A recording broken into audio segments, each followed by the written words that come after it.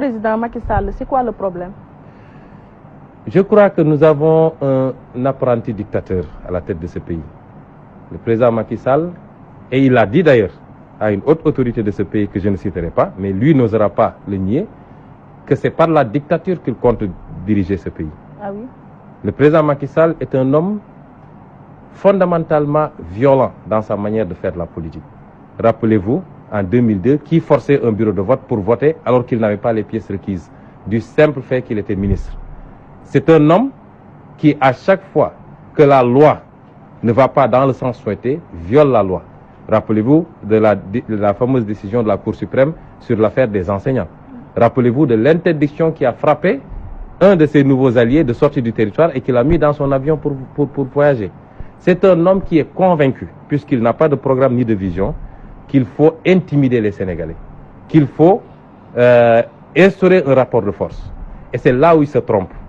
Le message que je voudrais lui envoyer à travers cette émission, oui, c'est que nous ne sommes pas intimidables et que ça nous importe peu, oui, d'être dedans ou en dehors de l'administration. Moi, je ne suis pas venu à l'administration parce que quelqu'un a pris un décret.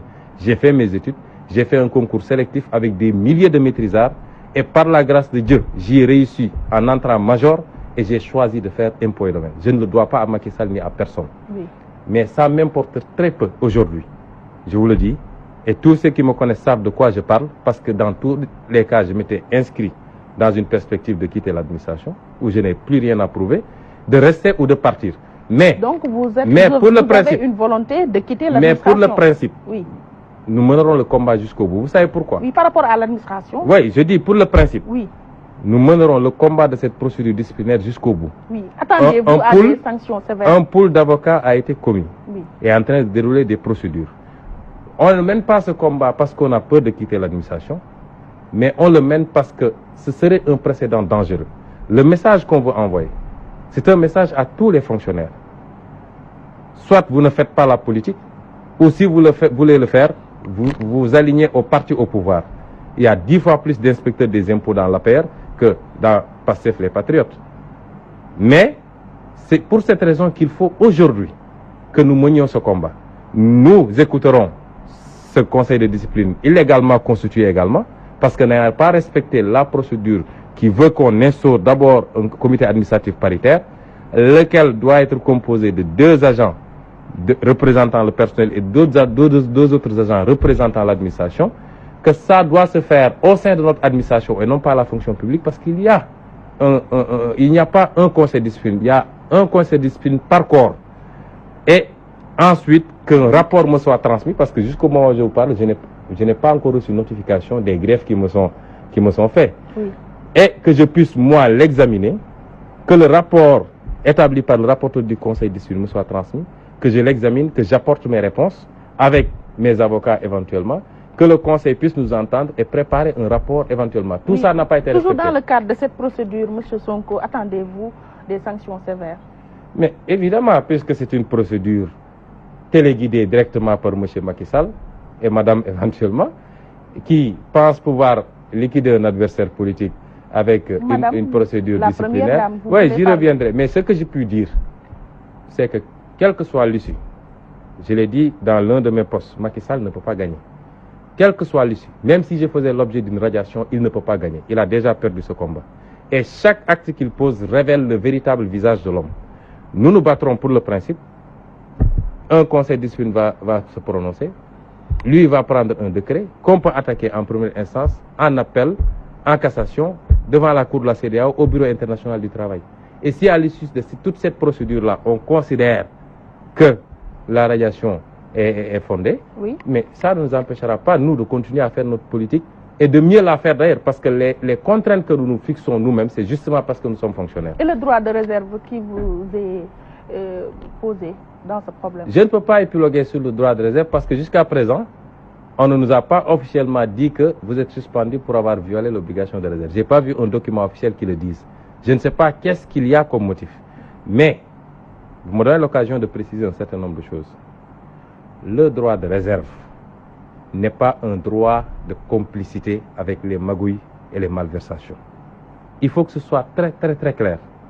Le débat a été biaisé quand certains ont voulu me positionner comme un lanceur d'alerte. Je ne suis pas un lanceur d'alerte. Encore que j'encourage l'émergence de lanceurs d'alerte au sein de nos administrations. Je l'encourage. Et pour cela, pourquoi aujourd'hui on refuse à une administration comme la douane d'avoir un syndicat? Pourquoi on essaie de casser d'autres syndicats, y compris aux impôts et domaines? Parce que le mal qui est dans le système ne peut trouver de solution que dans le système. La résistance ne peut se faire que de l'intérieur. Et il faut que les fonctionnaires se rappellent qu'ils ont prêté serment pour servir un État, c'est-à-dire le peuple sénégalais, et non pas ni une famille, ni un régime, encore moins une junte qui est là à violer la loi à longueur de journée selon les intérêts personnels ou politiques. Justement, à partir de ce moment, je reviens pour dire que je suis président d'un parti politique. J'analyse des documents officiels en tant que président de parti politique. Je peux avoir, avec ma formation, éventuellement, le recul que certains n'ont pas, pour voir dans ces documents-là ce qu'ils n'ont pas vu.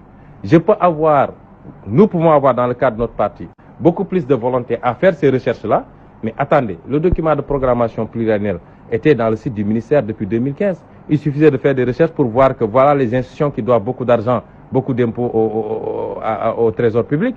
Donc, je ne suis pas un lanceur d'alerte, je suis un politique qui scrute les politiques publiques, qui, étant dans l'opposition, est là pour signaler les trains qui n'arrivent pas à l'heure. Et qui est dans l'administration sénégalaise. Mais évidemment, ça c'est ma profession. Oui. Je ne suis pas moins dans la... Je ne suis pas... Non, vous savez, l'obligation de... Madame, ne faites pas la confusion. Oui. Le jour où on me dira tel dossier t'a été confié dans le cadre de ton travail et que tu es sorti en parler, vous me ferez me parler d'obligation de réserve. Jusqu'à présent, je vous ai dit tout ce que j'ai cité. Un rapport de l'IGE n'a rien à voir avec mon travail. Oui, pour continuer. Une loi de finances rectificative n'a rien à voir avec mon travail. Oui. Il faut qu'on soit très clair. J'ai 15 ans d'expérience dans l'administration. J'ai été agent en complément d'effectifs. J'ai été stagiaire, titularisé dans un poste. J'ai servi au sein des grandes entreprises. J'ai été vérificateur fiscal, chef de la brigade immobilière. Vous savez que si je devais violer l'obligation de réserve, j'ai à boire et à manger. Tout ce que j'ai dit jusqu'à présent est tiré de documents publics accessibles à tout Sénégalais. Le reste, c'est est-ce que vous, Ndeye Fatou, si vous avez la loi de finances rectificative, vous avez la possibilité de l'exploiter et d'en tirer tous les enseignements ou pas? Donc, je ne suis pas lanceur d'alerte et je n'ai pas violé l'obligation de réserve. Il faut que ce soit très clair parce que le débat est biaisé quand on le pose de cette manière. Mais pourquoi j'ai dit que c'est pas... Nous parlons un peu du soutien du syndicat des impôts et domaines. Est-ce que ce soutien pesera lourd dans votre procédure? Vous savez, moi je suis membre du syndicat des impôts et domaines comme des centaines d'autres.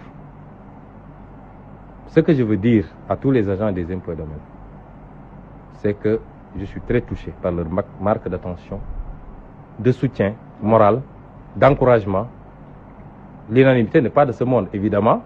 Parmi les inspecteurs, parmi les agents des impôts et domaines, il y en a qui ne partagent pas notre combat et ça ne date pas d'aujourd'hui. Il y en a qui n'ont jamais vu d'un bon œil l'initiative de créer un syndicat et de se battre pour faire avancer les agents. Mais l'écrasante majorité nous a marqué son soutien, sa solidarité et cela me suffit. Je n'ai pas besoin fondamentalement d'un autre type de soutien. Y a-t-il pas confusion entre le syndicat et le parti? Je termine sur ce chapitre avant de répondre à ça. Deuxième chose, il faut que les gens sachent raison garder. Nous sommes 1400 agents des impôts sur 14 millions de Sénégalais. Quand nous ne parlons pas de la DGID.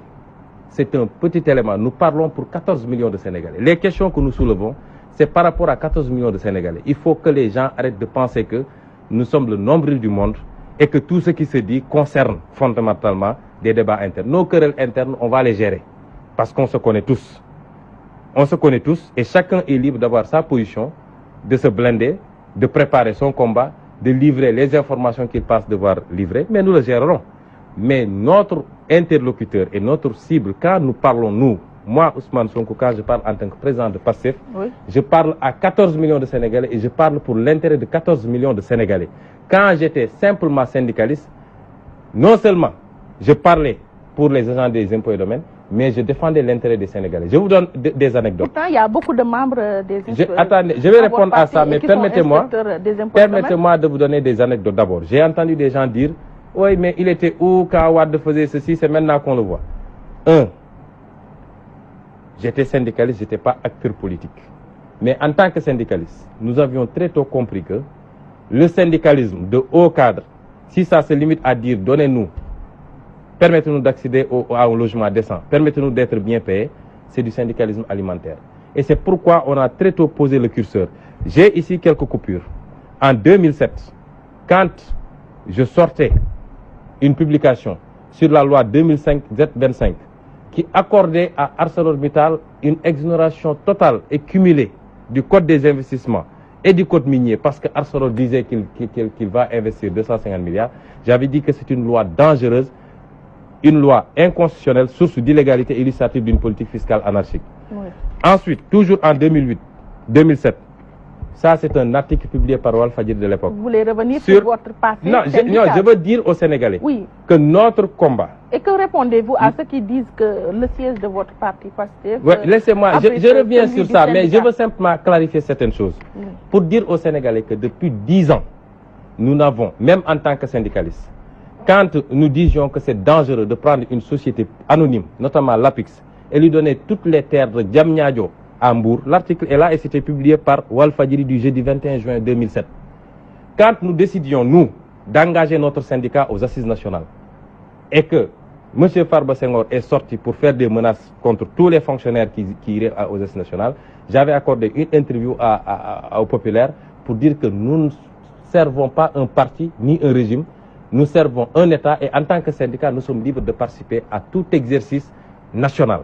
Oui. Donc, nous avons été toujours constants dans nos prises de position. Ça ne date pas d'aujourd'hui.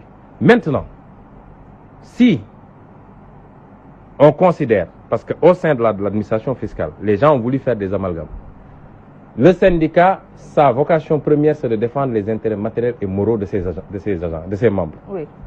Si moi, agent des impôts et domaines, je fais l'objet d'une procédure disciplinaire, la seule question à laquelle il faut répondre, c'est est-ce que cette procédure disciplinaire est fondée ou pas? Est-ce que c'est lié à mon travail ou est-ce que c'est un déplacement du débat politique? Si la réponse est oui, c'est-à-dire si la procédure disciplinaire est fondée, le syndicat n'a pas à prendre position dans ce cas-là. Si ce n'est pas le cas, le syndicat doit pouvoir prendre position comme ça doit être le cas pour n'importe quel agent. Moi, j'ai été à la tête de ce syndicat. J'ai défendu des agents, y compris des agents qui étaient de l'APR et qui ont été victimes d'ostracisme, que j'ai défendu dans la maison. J'ai défendu des agents jusque devant le procureur de la République. Pourquoi ne le ferait-on pas? Parce que simplement c'est Ousmane Sonko, président d'un parti politique et membre du syndicat. C'est là où c'est pas logique. Maintenant, après... Y a-t-il des membres du syndicat qui militent dans PASTEF? Mais il y a des membres du syndicat qui militent dans PASTEF, comme il y a des membres du syndicat qui militent dans le Réumi ou dans l'APR ou je ne sais quoi. Le syndicat, c'est l'ensemble des gens des impôts qui se retrouvent dans le syndicat qui ont acheté leur carte de membre. Donc, chacun, après, a sa liberté d'opinion pour aller militer où il veut. Oui. Qu'il y ait maintenant, après, des membres... Attendez, depuis quand est-ce que dans ce pays-là, ça pose problème?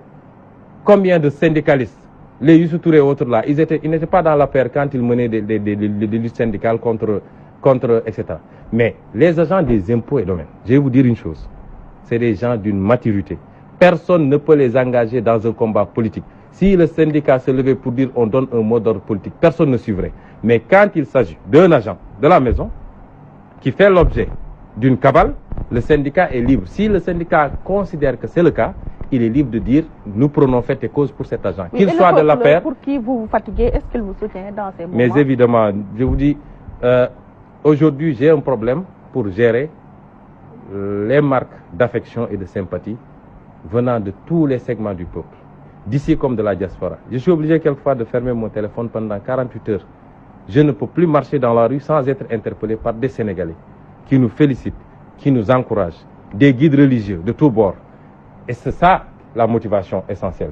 Non pas par rapport à la procédure elle-même, mais par rapport au combat que nous menons, le combat politique, de restaurer l'État, de restituer l'État au peuple, de remettre l'État et les intérêts du peuple au centre des préoccupations de l'État. Et quand on nous manifeste un soutien, ce n'est pas Ousmane Sonko, inspecteur des impôts, ça n'intéresse personne. Mais c'est Ousmane Sonko, leader d'un parti, qui pose un débat de fond, qui touche les vrais problèmes du pays. Oui. Et c'est ça qui intéresse aujourd'hui les Sénégalais. J'en profite en tout cas pour remercier tous ces Sénégalais, les milliers et les milliers de Sénégalais qui nous manifestent. Il va falloir passer au service commercial de Walfadjri. Voilà, nous en venons